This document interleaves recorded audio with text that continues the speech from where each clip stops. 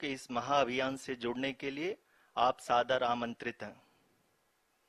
मैं पद्मदेव मिश्रा अपने को होस्ट श्रीमती आरुषि सेठ के साथ आप सभी को और देश विदेश से जुड़े सभी दर्शकों का हार्दिक अभिनंदन और स्वागत करता हूं। 23 अगस्त 2023 आज की शाम इसरो के वैज्ञानिकों और सभी अंतरिक्ष वैज्ञानिकों के साथ लैंडर मॉड्यूल को चंद्रमा के सतह पर उतरने के ऐतिहासिक पलों को देखने के लिए तैयार और उत्सुक हैं। जी हाँ, इसरो के गौरवपूर्ण इतिहास में एक और अध्याय जुड़ने जा रहा है और आज हम सब लोग इसके साक्षी बनेंगे।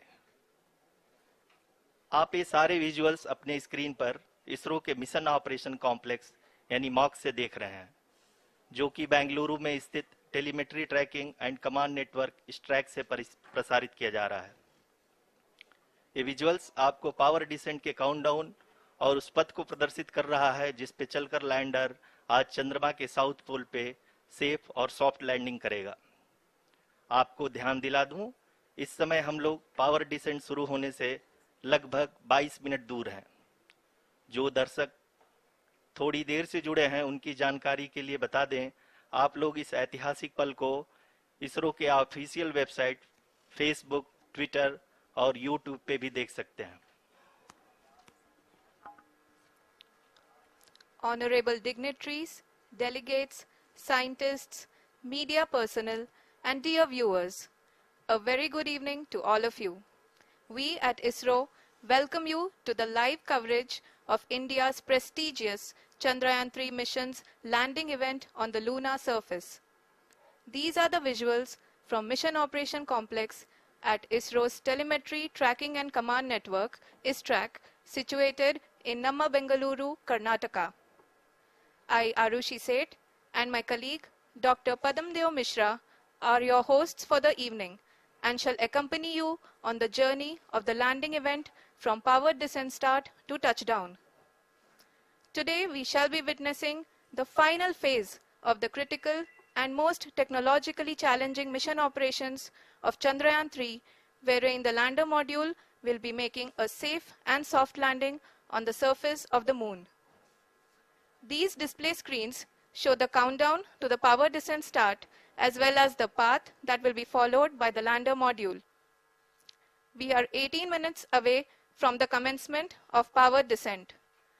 India is at the brink of creating history as we all await with bated breath to witness the landing on Moon's south polar region.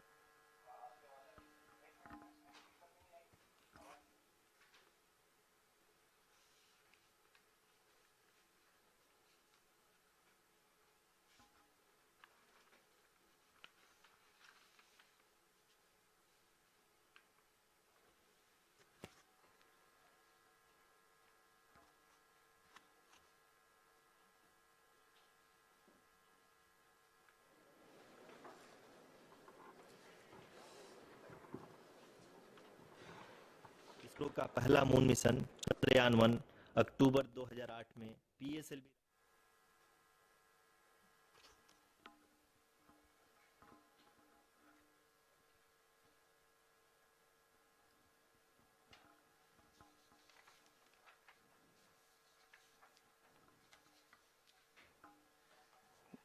धन्यवाद आरुषि। अगर मैं सही मायने में कहूं तो अंतरिक्ष का कोई भी मिशन हो और चाहे किसी भी देश के द्वारा संचालित किया जा रहा हो, इसरो मिशन की निश्चितता और अनिश्चितता के बीच बहुत ही महीन अंतर होता है, जिससे कि एक मिशन सफल या असफल होता है। लेकिन ना हम थके ना हम हारे। हमने पिछली कमियों को सुधारते हुए आज पूरी तरह से आश्वस्त किया है कि लैंडर मॉड्यूल निश्चित तौर पे चंद्रमा के सतह पर सेफ और सॉफ्ट लैंडिंग करेगा। सभी दर्शकों के जानकारी के लिए अब हम इसरो के अब तक के सभी लूनर मिशंस को संक्षिप्त विवरण प्रस्तुत करेंगे। जी हाँ, इसरो का पहला मून मिशन चंद्रयान-1 अक्टूबर 2008 में पीएसएलवी रॉकेट के द्वारा सफलतापूर्वक प्रक्षेपित किया गया था। चंद्रयान-1 ने चंद्रमा के सतह पर पानी की खोज करके पहले ही इतिहास रच चुका है।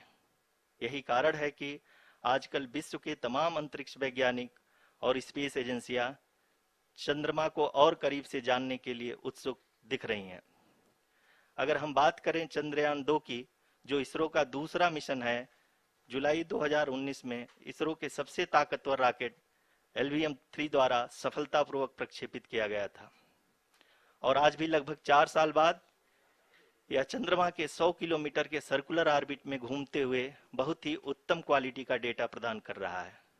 मिशन के प्रारंभ में इसकी आयु 1 साल निर्धारित की गई थी, परंतु LVM-3 द्वारा बहुत ही सटीक इंजेक्शन और मिशन मैनेजमेंट की वजह से चंद्रयान 2 काफी लंबे समय तक कार्यरत रहेगा।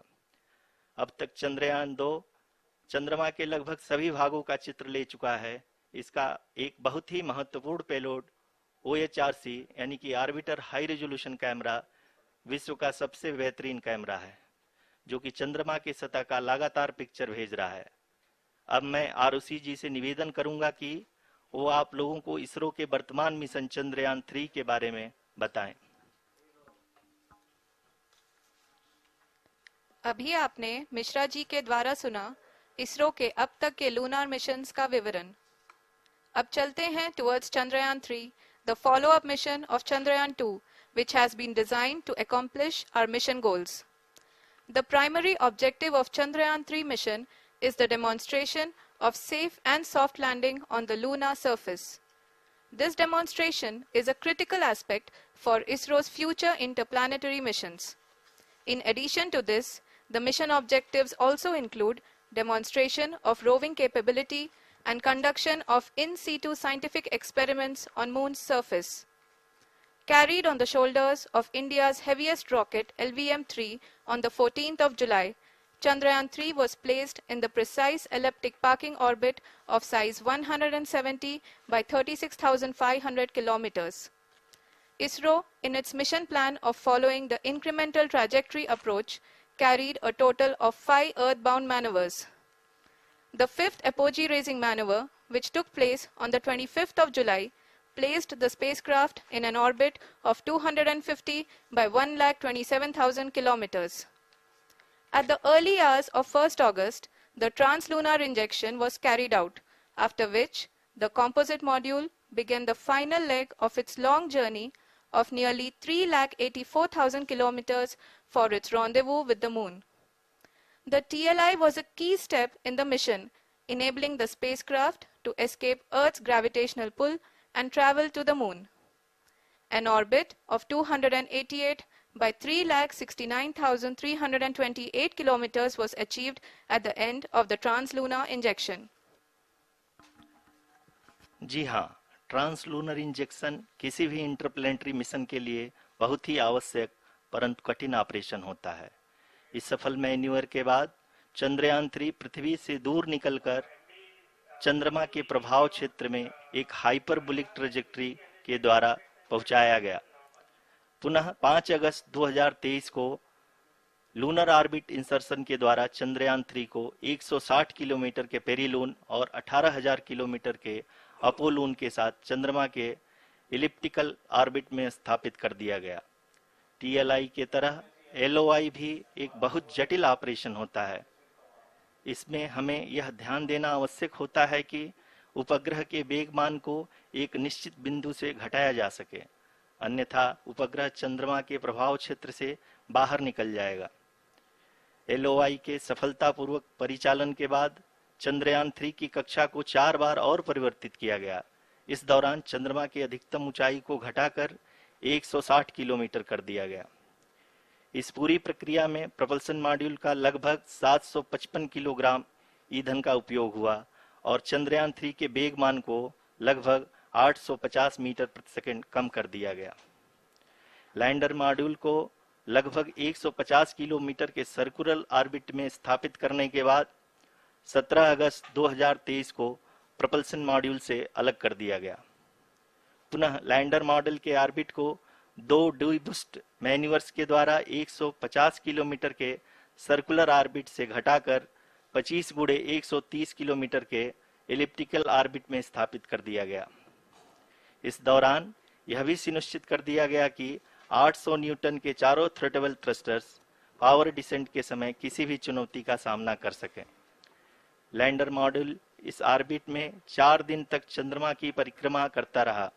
ताकि इसके सभी सब सिस्टम को पावर डिसेंट से पहले कार्यात्मक रूप से वेरीफाई और वैलिडेट किया जा सके। इस दौरान चंद्रयान 2 और लैंडर मॉड्यूल की आपस में बातचीत भी हो चुकी है। और संक्षेप में अब तक की यात्रा की बात करें तो लैंडर मॉड्यूल अब तक 21 बार पृथ्वी के और लगभग 120 बार चंद्रमा का चक्कर लगा चुका है और इस पूरी यात्रा में लगभग 55 लाख किलोमीटर की यात्रा भी पूरी कर चुका है। अब तक के इस पूरे अभियान में यह भी सुनिश्चित किया गया कि सारे ऑर्बिट मैन्यूअर्स इस प्रकार किए जाएं कि लैंडिंग साइट पावर डिसेंट की शुरुआत से ही लैंडर के ऑर्बिटल प्लेन में बना रहे।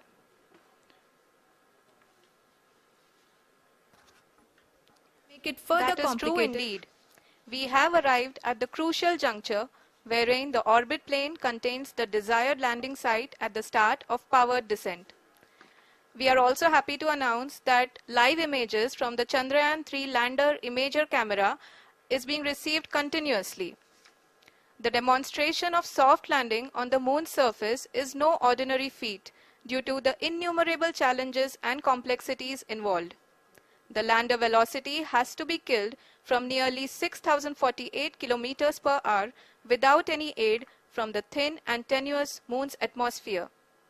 The lunar dust at the time of landing and the craters and boulders scattered over the moon's surface make it further complicated to achieve this.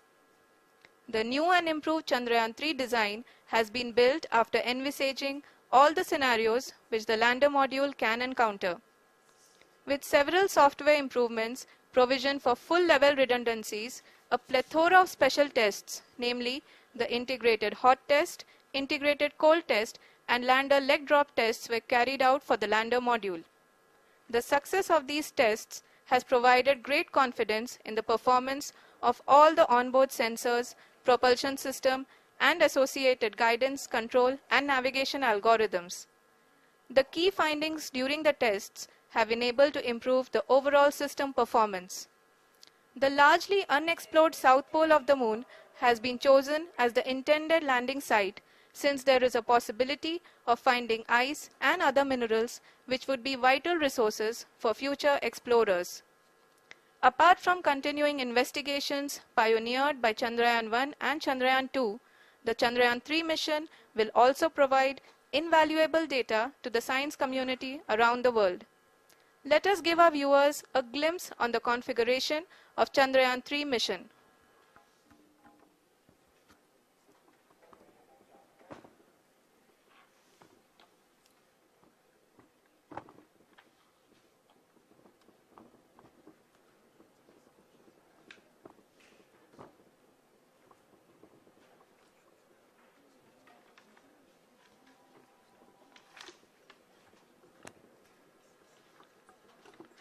Chandrayaan 3 का mission plan लगभग चंद्रयान 2 के तरह ही बनाया गया है।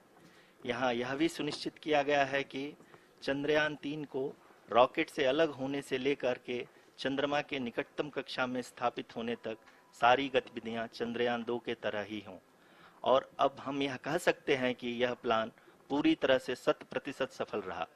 हालांकि लैंडर मॉड्यूल के सेंसर्स और प्रोपल्शन सिस्टम को इस तरह से मजबूत किया गया है कि लैंडर पावर डिसेंट के समय किसी भी आपदा से बाहर आकर के मिशन के मुख्य उद्देश्य को पूरा कर सके। इस क्रम में लैंडर के मुख्य सेंसर्स कारा, लासा, LHBC, LDV और LHDAC का कार्यात्मक परीक्षण भी किया जा चुका है। LDV जो कि पूर्णतः स्वदेशी तकनीकी से बनाया गया एक नया सेंसर है, इसका मुख्य कार्य लैंडर के वेलोसिटी को तीनों अक्षों में कंप्यूट करना है। पावर डिसेंट के दौरान लैंडर के सटीक पोजीशन और वेलोसिटी का ज्ञान होना बहुत ही आवश्यक है।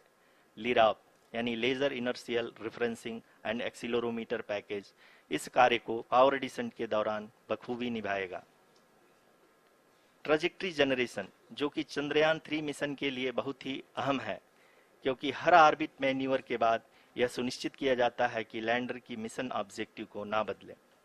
इस क्रम में मैं यह भी आपको बता दूं कि ऑर्बिट डिटर्मिनेशन जो कि उपग्रह के पोजीशन और वेलोसिटी को बहुत ही एक्यूरेटली बताता है, एक बहुत ही कठिन और जटिल कंप्यूटेशन और एस्टिमेशन होता है।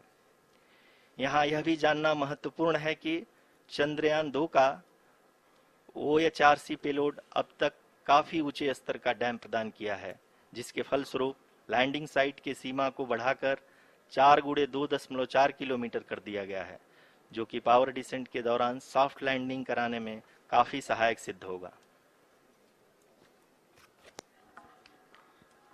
Apart from the sensors, Chandrayaan-3 is equipped with a suite of sophisticated payload instruments.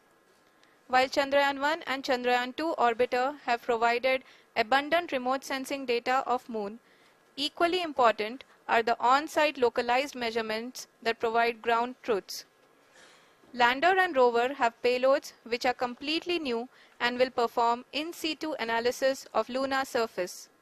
The two spectroscopes on rover, APXS and LIBS, will actively measure the surface elemental abundances at the landing location and surrounding area. The lander carries a seismometer ILSA that can sense impact events and lunar quakes.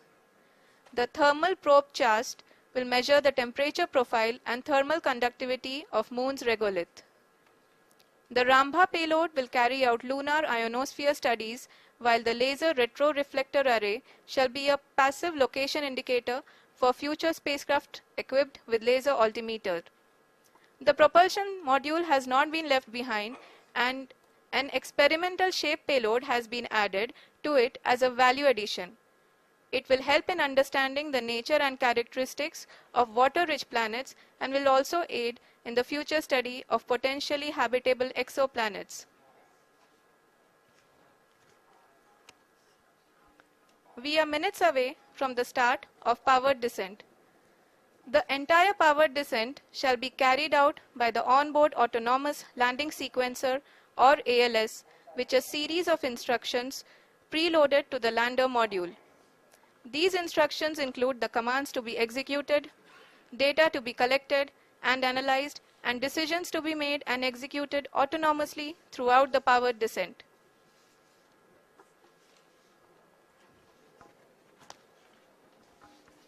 जी हाँ, अब हम power descent के बहुत ही करीब आ चुके हैं। हम आपको बताते चलें कि पावर डिसेंट को कुल 4 चरणों में बांटा गया है। सबसे पहले आता है रफ ब्रेकिंग फेज, जिसमें लैंडर की ऊंचाई को चंद्रमा की सतह से 30 किलोमीटर से घटाकर 7.4 किलोमीटर कर दिया जाएगा। इस पूरी प्रक्रिया को पूरा करने में लगभग 11.5 मिनट लगेगा और इसका समानांतर वेग 1680 मीटर प्रति सेकंड से घटाकर 358 मीटर प्रति सेकंड हो जाएगा। We have continuous flow of lander telemetry data from ISRO's Deep Space Network IDSN-32 located in Belalu, Bengaluru. The data is being acquired real-time by station and is flown to the Mission Operation Complex through our communication links. In addition to it, we also have support from ESA and JPL DSN stations. There will be no ground intervention once the ALS takes charge. The preparation for today's event had started 48 hours before, wherein various pre-selections and uplinking of parameters for the autonomous landing sequence were carried out. The whole descent is divided into 4 phases: the rough braking phase, the attitude hold phase, fine braking phase, and the local navigation phase or the terminal descent phase.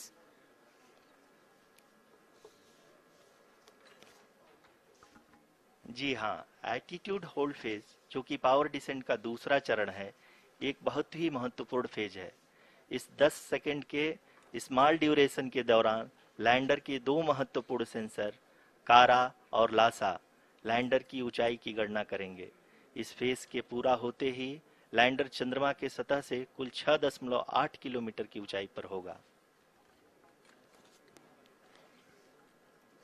During the rough braking phase, the lander velocity shall be brought down from 1680 meters per second to 358 meters per second. The altitude will be brought down from 30 kilometers to 7.4 kilometers at the end of rough braking.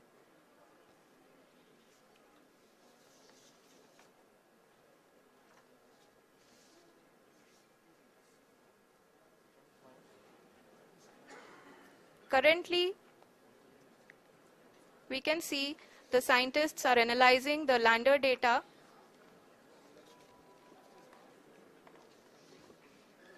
जी हाँ, हम ये देख सकते हैं कि mission operation complex रूप में बैठे सभी वैज्ञानिक ये जो भी डेटा देख रहे हैं वो डीप स्पेस नेटवर्क आइडिएशन 32 के द्वारा प्रोवाइड किया जा रहा है।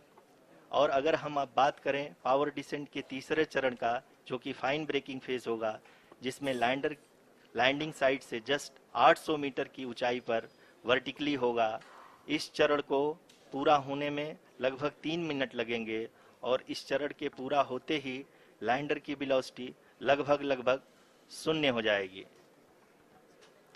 The scientists here at ISTRAC are glued to their systems, analyzing all sorts of complex data.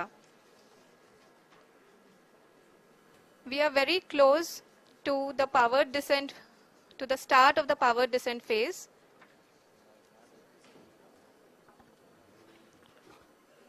जी हाँ, अगर हम अब बात करें पावर डिसेंट के चौथे और अंतिम चरण का, जो कि लोकल नेविगेशन फेज या टर्मिनल डिसेंट फेज भी कहा जाता है, इस दौरान लैंडर के 2 इंजन बंद कर दिए जाएंगे और लैंडर के सेंसरों द्वारा इसके हाइट और वेलोसिटी की गणना इनर्शियल नेविगेशन को भेज दिया जाएगा। इस दौरान लैंडर 150 मीटर की ऊंचाई को प्राप्त करने के बाद कुल 131 सेकंड लगाएगा। इस पड़ाव पे आने के बाद पुनः लैंडर 22 सेकंड के लिए हॉवरिंग करेगा।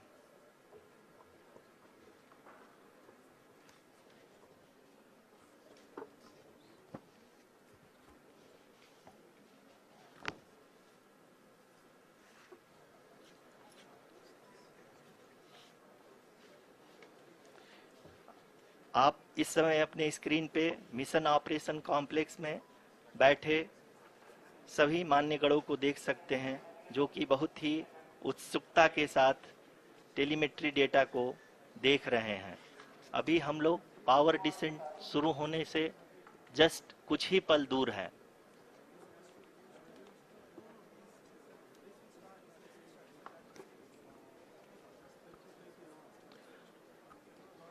पावर डिसेंट शुरू होने में लगभग 30 सेकंड ही बचा है और हमको ये सारे data mission operation complex room में आइडिएशन 32 के द्वारा, जो कि लगातार लैंडर के कनेक्शन में बना हुआ है, प्रदान कर रहा है। Dear viewers, the pivotal power descent has begun and the lander module is propelling towards the moon's surface along the intended trajectory.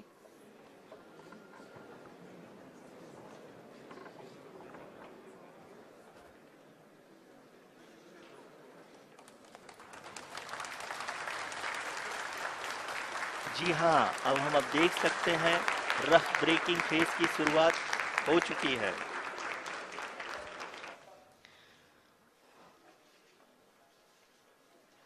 During this rough braking phase, the lander velocity shall be brought down from 1680 meters per second to 358 meters per second.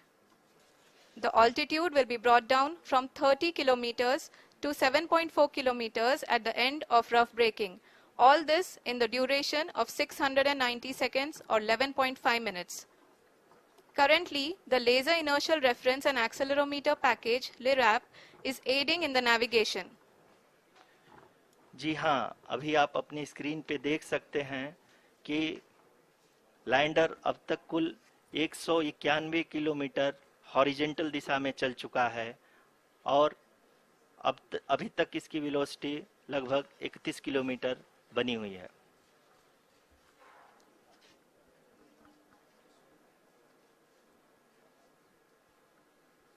The lander module has traveled a distance of approximately 228 kilometers.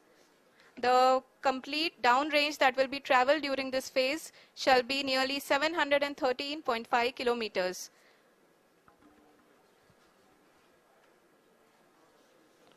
जी हाँ, कुल 745 kilometre के इस rough breaking phase में आप देख सकते हैं कि हम लोग लगभग अपनी यात्रा 20% कंप्लीट कर चुके हैं।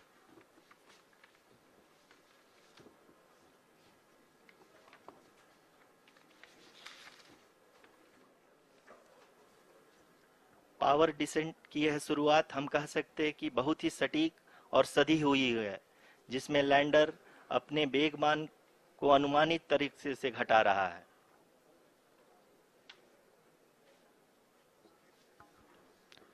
The altitude of the lander module will reduce from 7.4 kilometers to 6.8 kilometers during the next phase, which is going to be the attitude hold phase.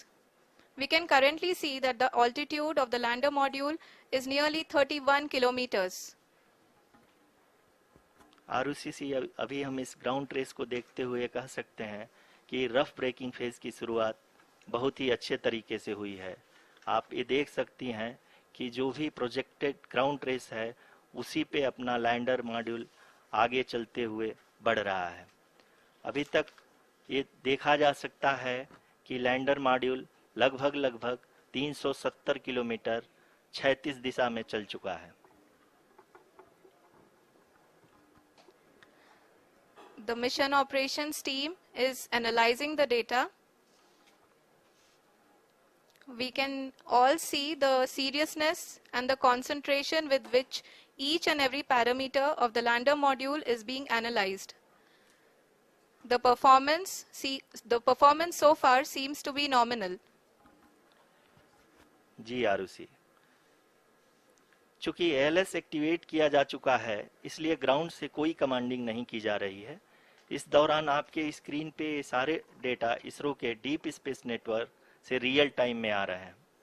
इस मिशन में सेकेंड और थर्ड ऑर्डर गाइडेंस पॉलिनोमियल का प्रयोग हुआ है, जो कि inertial thrust और एंगल के हमेशा सुनिश्चित करेगा। During the entire descent, there is no ground intervention as the ALS has taken charge.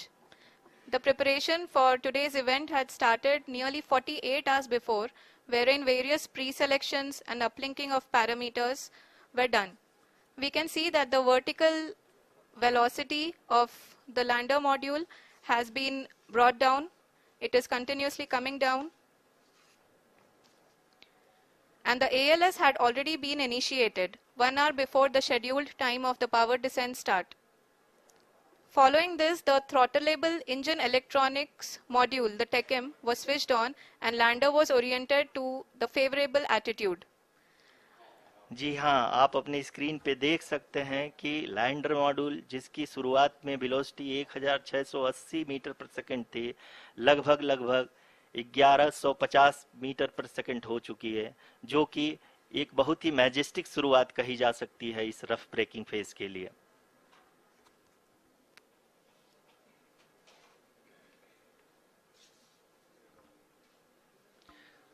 यहाँ पे मैं आपको ये भी बताते चलूं कि आप अपने स्क्रीन पे देख सकते हैं कि द लैंडर मॉड्यूल का अल्टीट्यूड धीरे धीरे अब कम होता हुआ दिख रहा है, और जो कि एक्सपेक्टेड भी है। अभी हम बात करें करंट अल्टीट्यूड की, तो जो कि 28.6 किलोमीटर के आसपास है। आप स्क्रीन पर ये भी देख सकते हैं Chandrayaan 3 lander imager display. The lander imager is continuously taking photographs of the moon surface, and that is also being streamed here. Currently the horizontal velocity has been brought down and the distance traveled is 574 kilometers. The current altitude is 27 kilometers as can be seen on the screen. जी हाँ, करीब करीब अपने आधे सफर को पूरा करते हुए इस रफ ब्रेकिंग फेज में लैंडर बहुत ही आगे की तरफ बढ़ते हुए अपनी ऊंचाई को घटा रहा है। अगर अब बात करें तो लैंडर की ऊंचाई चंद्रमा के सतह से लगभग 27 किलोमीटर से नीचे हो चुकी है, करीब करीब 26.7 किलोमीटर के आसपास है। The next phase after the rough braking phase is the attitude hold phase, which will be for a duration of nearly 10 seconds. The lander will be oriented such that both the altimeters will be looking exactly towards the moon's surface. At the end of this attitude hold phase, height measurement update to navigation system will be given from the laser and car band altimeters. Currently, we are in the middle of the rough braking phase. जी हाँ, अगर हम ध्यान से देखें तो लगभग 8 minute की यात्रा के बाद लैंडर अपनी हॉरिजेंटल वेलोसिटी को लगातार कम करते हुए अपनी ऊंचाई, अभी की ऊंचाई के समय 24 किलोमीटर की ऊंचाई प्राप्त कर चुका है।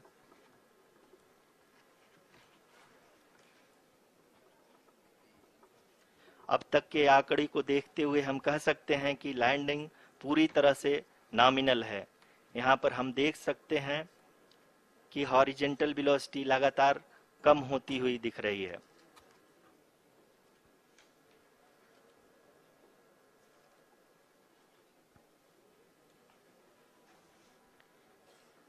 The altitude of lander from ground is currently 22 kilometer, which is again going to be coming down, and that is expected. For the viewers who have joined now, we are in the powered descent phase, and we are in the rough braking phase, which is the first phase of the powered descent. We have currently traveled a downrange of 697 kilometers, and the downrange that has to be traveled during this phase is 713.5 kilometers. जी हाँ, अभी आप देख सकते हैं कि lander की horizontal velocity लगभग 720 metre प्रति सेकंड हो गई है। लगभग हम ये कह सकते हैं कि 900 मीटर प्रति सेकंड वेलोसिटी को कम किया जा चुका है।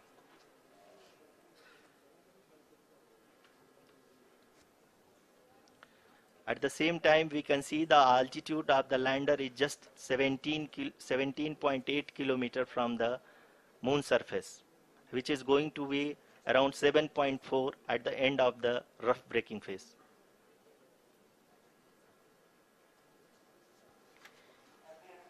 इस फेज के बाद हम जाएंगे towards the attitude hold phase, where we will be expecting sensor update from the laser and car band altimeters.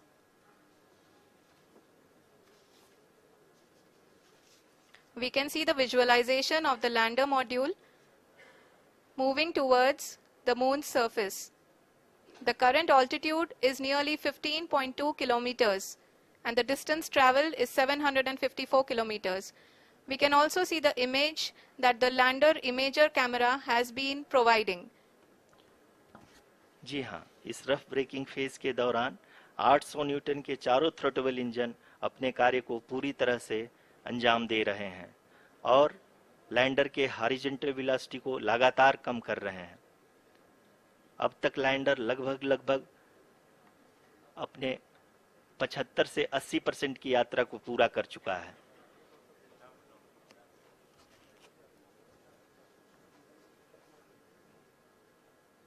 After the rough braking and the attitude hold phase, we shall be having the fine braking phase, which will continue for nearly 3 minutes.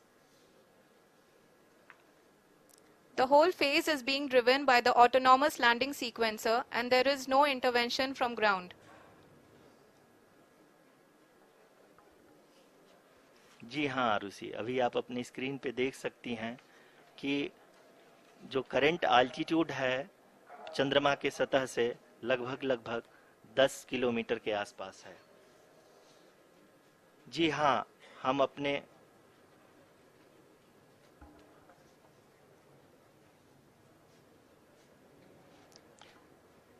हाँ, हमारे प्रधानमंत्री जी श्री नरेंद्र मोदी जी हम सभी का उत्साहवर्धन करने के लिए दक्षिणी अफ्रीका के जोहानसबर्ग से जुड़ गए हैं।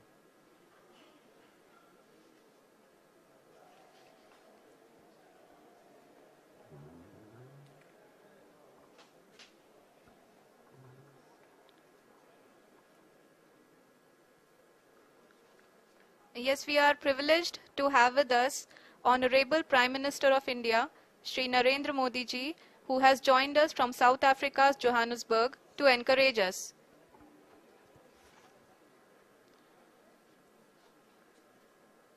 जी हाँ, आप ये देख सकते हैं एल्टीट्यूड होल्ड फेज भी बहुत ही आसानी से लैंडर फेज ने पार कर लिया है और अब फाइन ब्रेकिंग की शुरुआत हो चुकी है। अभी हम ये देख सकते हैं कि लैंडर की ऊंचाई लगभग 5.6 किलोमीटर है, जो कि इस फेज के उपरांत लगभग 800 मीटर हो जाएगी।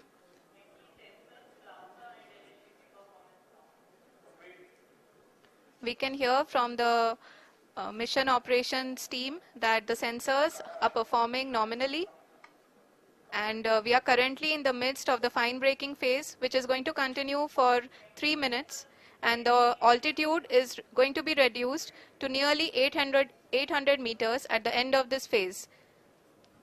जी हाँ, जैसा कि आरुषि जी ने बताया कि लगभग 3 मिनट के उपरांत लैंडर की हाइट लगभग 800 मीटर वर्टिकली होगी, और यहाँ पे लैंडर की horizontal velocity, vertical velocity, even down range भी लगभग शून्य होगा। We can see the visual of the lander module, and we can see that the down range traveled is nearly 831 kilometers.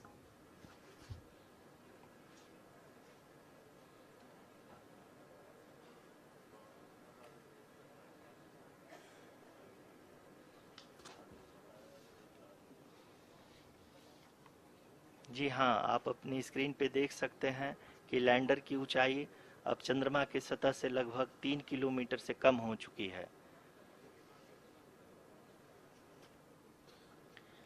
We are very close to the moon's surface, nearly 2.6 kilometers as we can see.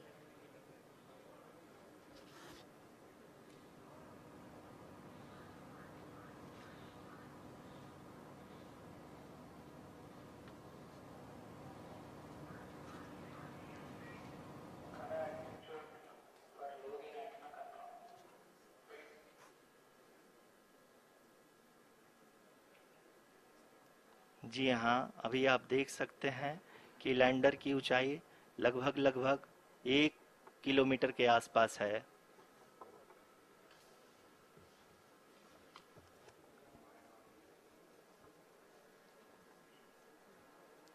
We are nearing the final phase of the power descent, which is going to be the vertical descent phase or the local navigation phase. जी हाँ, अब हम fine breaking wave के एकदम करीब आ चुके हैं। हाँ, आप तालियों के गड़गड़ाहट से सुन सकते हैं कि हम लोगों ने तीसरे चरण को भी बहुत ही सफलतापूर्वक हासिल कर लिया है, और अभी हम वर्टिकल डिसेंट फेज में आ चुके हैं, जिसकी शुरुआत भी बहुत ही अच्छे ढंग से हो चुकी है।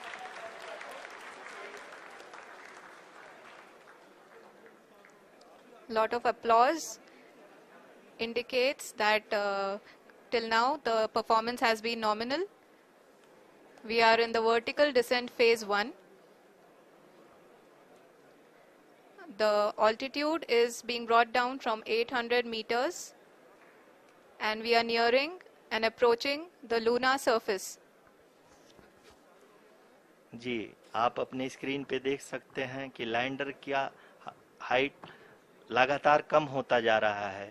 इस समय हम लैंडिंग साइट के जस्ट ऊपर हैं, और इस समय इसकी ऊंचाई लगभग 600 मीटर के आसपास है। इस फेज के दौरान लगभग 150 मीटर के ऊंचाई पे पहुंचने के बाद लैंडर अगेन लगभग 20 से 22 सेकंड के लिए हॉवरिंग करेगा। We are above the landing site.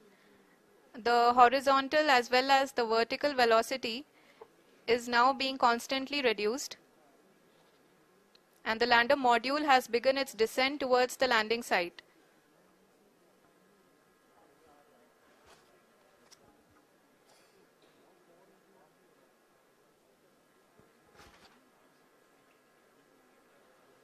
जी हाँ, आप अपने स्क्रीन पे देख सकते हैं ये जो पथ निर्धारित किया गया है, लैंडर पूरी तरह से उसी को ही फॉलो कर रहा है। इस समय हम लगभग 200 मीटर की हाइट से भी कम आ चुके हैं।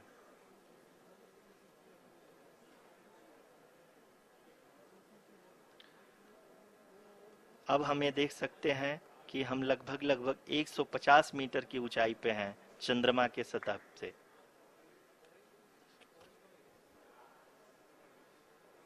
We are approaching the vertical descent phase 2, which will have the lander module hovering at nearly 150 meters above the lunar surface.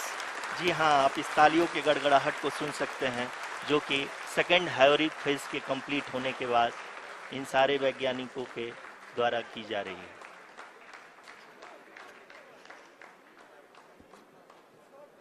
जी हाँ, आप अगर फिर से ध्यान से देखें तो एल्टीट्यूड पुनः कम होता जा रहा है। अभी हम लोग लगभग 135 मीटर की ऊंचाई पे हैं। The sensors that are updating at this point are providing confirmation of the safety of the landing site. As expected, the retargeting is going on and this is a very good signature for the lander. अभी आप ये देख सकते हैं कि lander की ऊंचाई लगभग 65 मीटर के आसपास बची हुई है।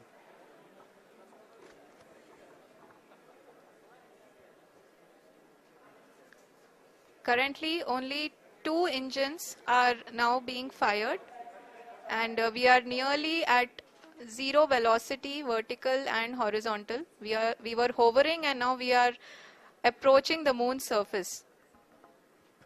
धीरे धीरे लैंडर की वेगमान को कम किया जा रहा है और हम अब लगभग 50 मीटर से भी कम आ चुके हैं।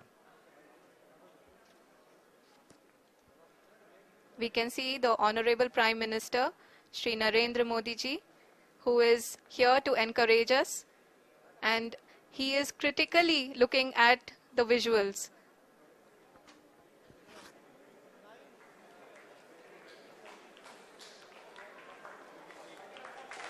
जी हाँ, आप अपने स्क्रीन पे देख सकते हैं कि हम lander module People are applauding. Let us all wait to hear from the Secretary Department of Space and Chairman ISRO, Shri S. Somnath. Lander module पूरी तरह से सेफली और सॉफ्टली चंद्रमा के सतह पे लैंड हो चुका है। ये हम लोगों के लिए बहुत ही गर्व की बात है। हिंदी में एक कहावत है कि चंदा मामा दूर के, लेकिन अब हम ये कह सकते हैं कि चंदा मामा अपने घर के। बहुत ही उम्दा. The hard work of the entire ISRO community has come to fruition.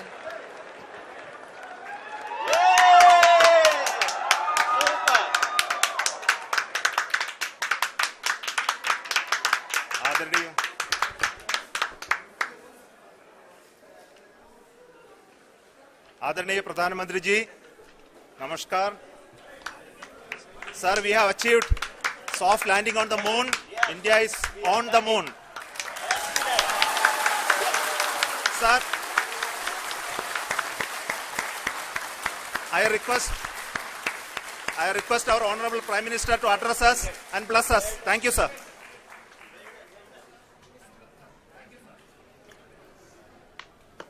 मेरे प्यारे परिवारजनों, जब हम अपनी आंखों के सामने ऐसा इतिहास बनते हुए देखते हैं तो जीवन धन्य हो जाता है। ऐसी ऐतिहासिक घटनाएं राष्ट्र जीवन की चिरंजीव चेतना बन जाती है। ये पल अविस्मरणीय है। ये क्षण अभूतपूर्व है। ये क्षण विकसित भारत के शंखनाद का है। ये क्षण नए भारत के जयघोष का है। ये क्षण मुश्किलों के महासागर को पार करने का है। ये क्षण जीत के चंद्र पथ पर चलने का है। ये क्षण 140 करोड़ धड़कनों के सामर्थ्य का है। ये क्षण भारत में नई ऊर्जा, नया विश्वास, नई चेतना का है। ये क्षण भारत के उदयमान भाग्य के आह्वान का है। अमृत काल की प्रथम प्रभा में सफलता की ये अमृत वर्षा हुई है। हमने धरती पर संकल्प लिया और चांद पर उसे साकार किया। और हमारे वैज्ञानिक साथियों ने भी कहा, India is now on the moon. आज हम अंतरिक्ष में नए भारत की नई उड़ान के साक्षी बने हैं। साथियों, मैं इस समय ब्रिक्स समिट में हिस्सा लेने के लिए दक्षिण अफ्रीका में हूं, लेकिन हर देशवासी की तरह मेरा मन चंद्रयान महाअभियान पर भी लगा हुआ था। नया इतिहास बनते ही हर भारतीय जश्न में डूब गया है। हर घर में उत्सव शुरू हो गया है। हृदय से मैं भी अपने देशवासियों के साथ, अपने परिवारजनों के साथ इस उमंग और उल्लास से जुड़ा हुआ हूं। मैं टीम चंद्रयान को, इसरो को और देश के सभी वैज्ञानिकों को जी जान से बहुत बहुत बधाई देता हूं, जिन्होंने इस पल के लिए वर्षों तक इतना परिश्रम किया है।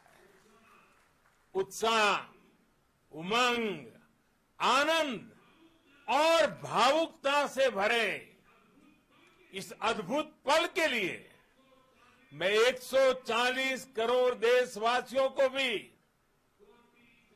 कोटि कोटि बधाइयां देता हूं।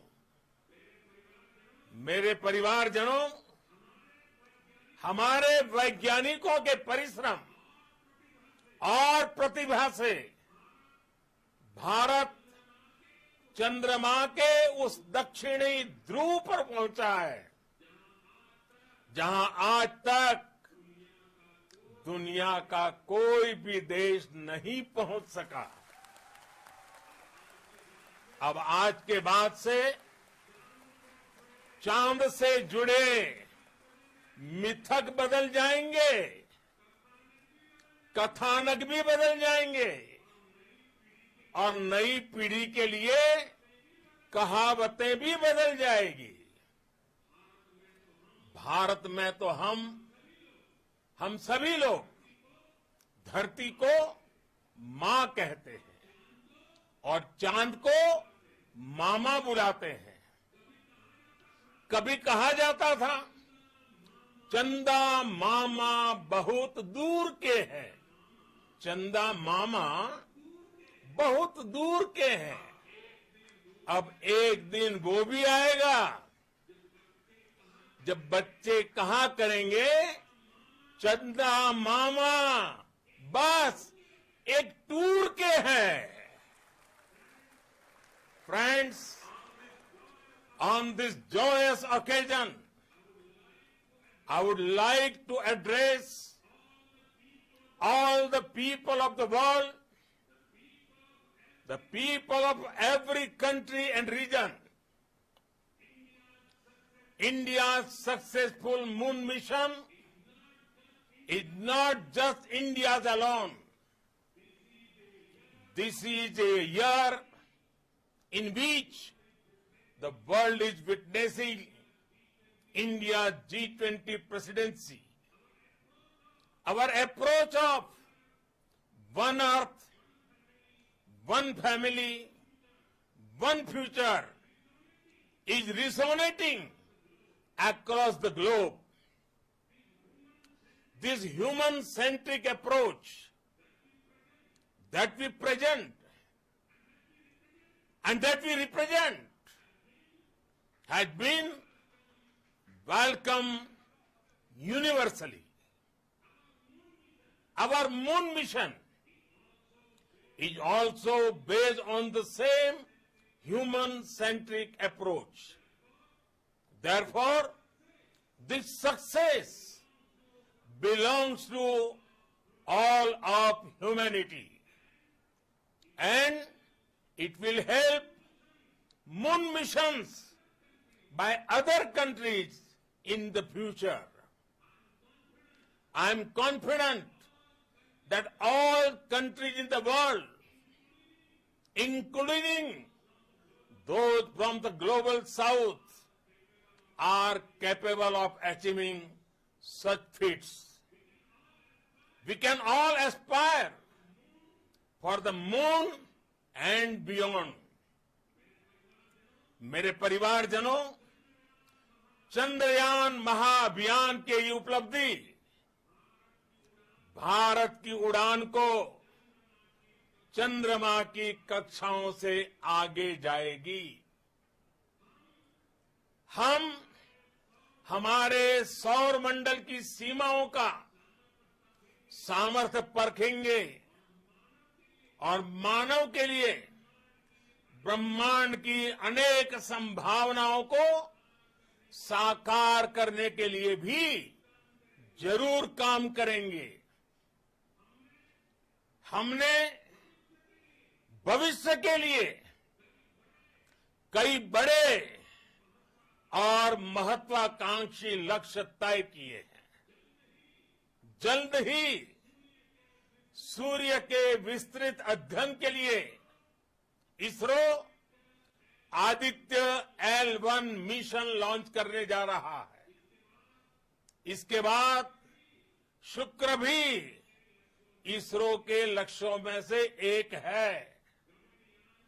गगनयान के जरिए देश अपने पहले ह्यूमन स्पेस फ्लाइट मिशन के लिए भी पूरी तैयारी के साथ जुटा है। भारत बार बार ये साबित कर रहा है कि sky is not the limit. साथियों, साइंस और टेक्नोलॉजी देश के उज्जवल भविष्य का आधार है। इसलिए आज के इस दिन को देश हमेशा हमेशा के लिए याद रखेगा। यह दिन हम सभी को एक उज्जवल भविष्य की ओर बढ़ने के लिए प्रेरित करेगा।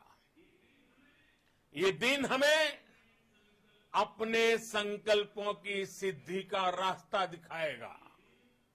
ये दिन इस बात का प्रतीक है कि हार से सबक लेकर जीत कैसे हासिल की जाती है। एक बार फिर देश के सभी वैज्ञानिकों को बहुत बहुत बधाई और भविष्य के मिशन के लिए ढेरों शुभकामनाएं। बहुत बहुत धन्यवाद।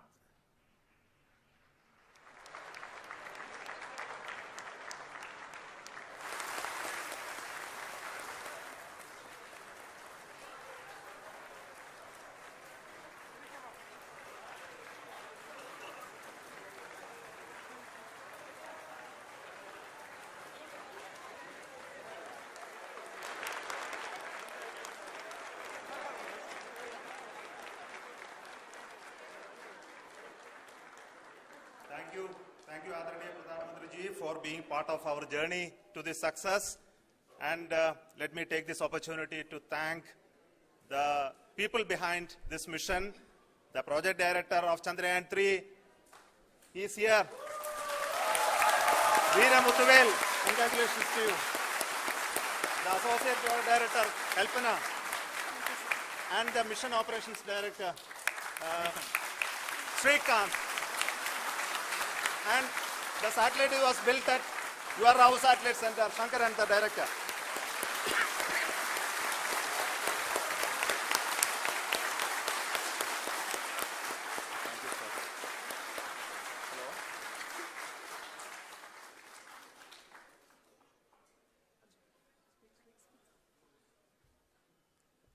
it's a great moment of happiness on behalf of team.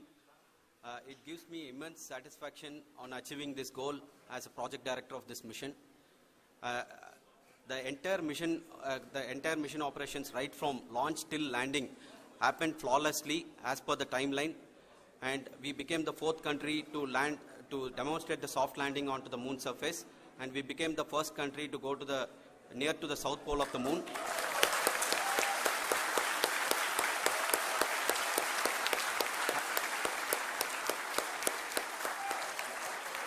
I take this opportunity to thank navigation, guidance and control team, propulsion team, sensors team and all the mainframe subsystems team who have brought success to this mission.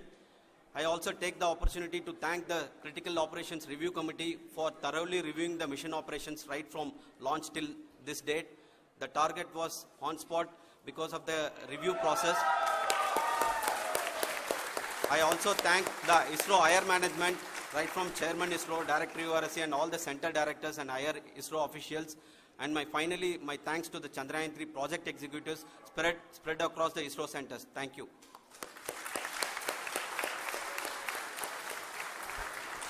Mission Director Srikanth. It gives me an immense pleasure to be part of Chandrayaan-3 and acting as Mission Director. I would like to thank each and every team member who has supported in carrying out all the mission operations flawlessly, and I would like to thank my senior management, Chairman ISRO, Director URSC, my senior colleagues and my team members for carrying out and supporting all the things carrying out in a proper way. Thank you very much. Associate Project Director Kalpana. Good evening to all. This will remain the most memorable and the happiest moment for all of us, for our team Chandrayaan-3. We have achieved our goal flawlessly. From the day we started rebuilding our spacecraft after Chandrayaan-2 experience, it has been breathe in, breathe out Chandrayaan-3 for our team. And starting from the reconfiguration to all the special tests and the simulations we have conducted meticulously, and this has been possible only because of our immense effort from our Chandrayaan-3 team, and of course with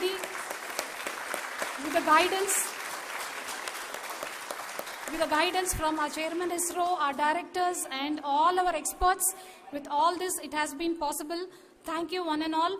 Thank you for all the minutest help which has been provided from all the areas of departments.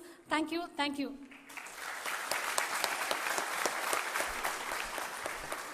Now, Chandrayaan-3 is a result of the work done by thousands of scientists, engineers, our staff and industries and support team across ISRO and other places, other institutions.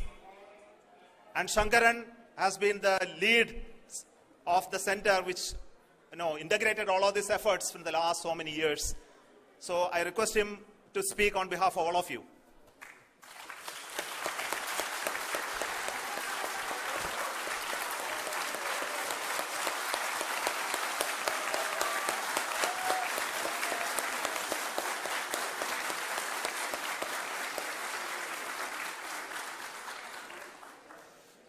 Thank you very much for the affection that has been displayed today now. Today, we have achieved what we set out to achieve in 2019. It was delayed by about 4 years, but we have done it. When Chandrayaan-3 was launched, after the separation of the spacecraft from launch vehicle, I said, I will speak the rest of the things after the soft landing. So here I will take a couple of minutes to tell the tremendous amount of effort that has been put in by the entire project team. When I say project team, it is not just only the project director and associate project director. Of course, they are the face of the project. They have been living, sleeping, eating, breathing Chandrayaan for the last 4 years. They have been supported by such a large number of people, particularly in the navigation, guidance and control area, propulsion system. This area the amount of effort that has been put by people, the number of simulations that have been done, the number of reviews they have gone through, the amount of criticism they faced and overcome that. It is, as a person who has been watching this for the last 4 years along with them, my heart goes out for them. The amount of effort is tremendous. That is what ISRO is all about. That is what our organization has taught us to do. Now today this success has put us even more higher responsibility, as the Honorable Prime Minister was telling, because we have set the bar now so high. Nothing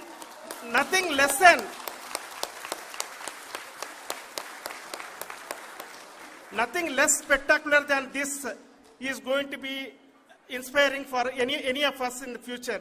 So as the Honorable Prime Minister mentioned, we will be now looking at putting the man in space, putting a spacecraft around Venus and landing a craft in Mars.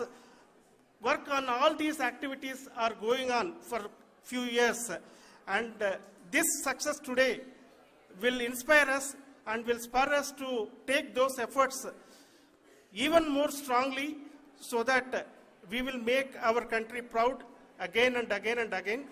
Thank you very much for every one of you who have directly or indirectly participated in this mission, encouraged us, intentionally or unintentionally helped us in all for every one of you. A big thank you, because even casual remark, an unintended point can help a person who is striving to reach a goal. The person who is making that remark may not have meant it that way, but sometimes it can ignite that's why I said that even unintended help is very, very, very welcome, and we are very, very thankful for that. Thank you, Team ISRO, for supporting all of us. The amount of affection we received when this mission came into this final stage, the number of people who gave us confidence that nothing can go wrong and this is going to be successful. In fact, I was not that much confident, because we have seen a couple of times issues, because I know very well, as a person who has been doing in this domain for 36 years, I know there are thousands of things. Any of that can anytime go wrong and derail. But so many of the people, because that I only see as the reflection of the effort we have put, that people are so happy to see this effort and they want us to succeed. It is not that they know that we are going to succeed. The people want us to succeed. So thank you very much for everyone, for your love and affection. We will continue to do our best and make our flag fly, ISRO's as well as India's flag fly high. Thank you very much.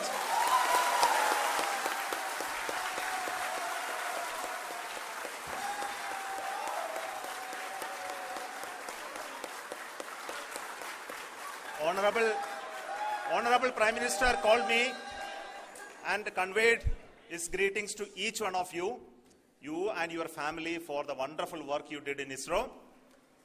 So thanks are to him for the support that he is giving to us for missions like Chandrayaan 3 and the missions that are in the offing. I think that's a great word of comfort that we are receiving for pursuing the inspirational work that we are doing for the nation.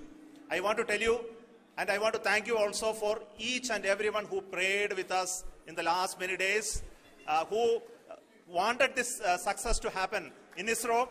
I thank all those people all around the country and maybe beyond the country for their blessings and wishes and affection that he has given to each one of us for doing this work for the last so many years. I want to specifically thank some senior people who have been standing with us, especially the name of Kiran Kumar sir and Mr. Kamalakar,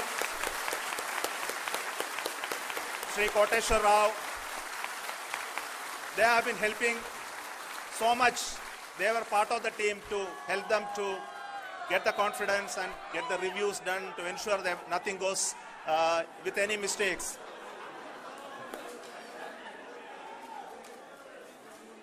And of course, this is not the work of us alone. This is a work of a generation of ISRO leadership and ISRO scientists.